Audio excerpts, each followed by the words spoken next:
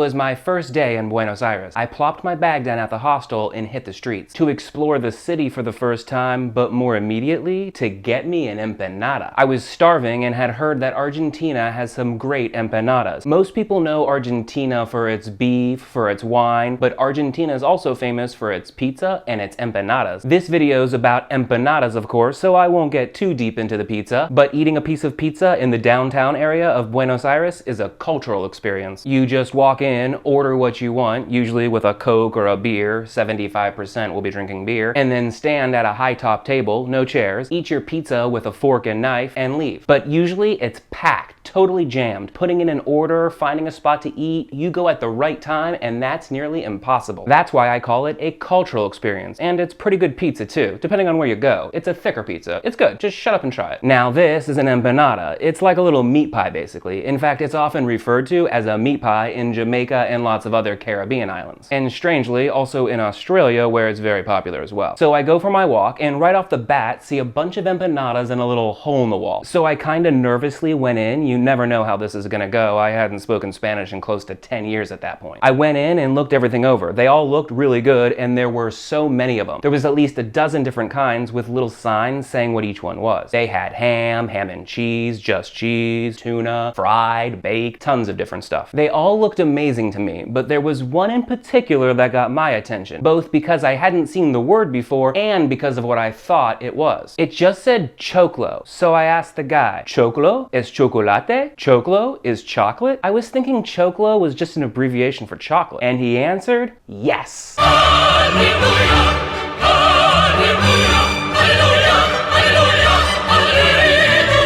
Wow, a chocolate empanada. I've never had a chocolate empanada before. In fact, I've dreamed of chocolate empanadas and even tried to make them at home a couple times, but they never came out how I wanted. So I was very excited about this chocolate empanada, but this wasn't the right moment. I hadn't eaten in 12 hours and needed some real food, and I didn't want to eat too much because I wanted to explore Buenos Aires. That probably delicious chocolate empanada would have to wait. So I got a couple normal empanadas, probably with a lot of ham and cheese in them, wolfed them down, and went on my way. And man, were they good. And I don't say that about all empanadas or meat pies. I'm a bit of an empanada snob, in fact.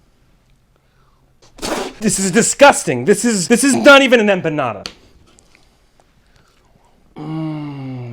Now that is an empanada. It has this woodsy, oaky taste, and the tannins are to die for. But I had empanadas in Buenos Aires probably 12 times, and I can honestly say they're some of the best I ever had. And I wasn't afraid to let other people know that. In fact, a couple days later, I was just chilling in the hostel, talking to some travelers, and somehow empanadas came up. Oh my God, have you tried the empanadas? They're great. Some of the best I've ever had. They even have chocolate ones, I told them. I haven't had one yet. I need to get back there, but they even have chocolate empanadas. Yeah, Jordan, great. A couple days later, same thing. Different people, of course. Man, have you tried the empanadas here? They are delicious. Some of the best I've ever had. They even have chocolate ones. I haven't had it yet, but man, I really need to get one of those. So finally, the day before I was scheduled to leave Buenos Aires, I'm with a nice group. There was boy Andy, girl Andy, Joachim from Sweden, and Rob from the UK. We're walking around. I was probably talking about the now famous chocolate empanadas. Nobody seemed to be as excited as I was, and we decided to get some empanadas for lunch,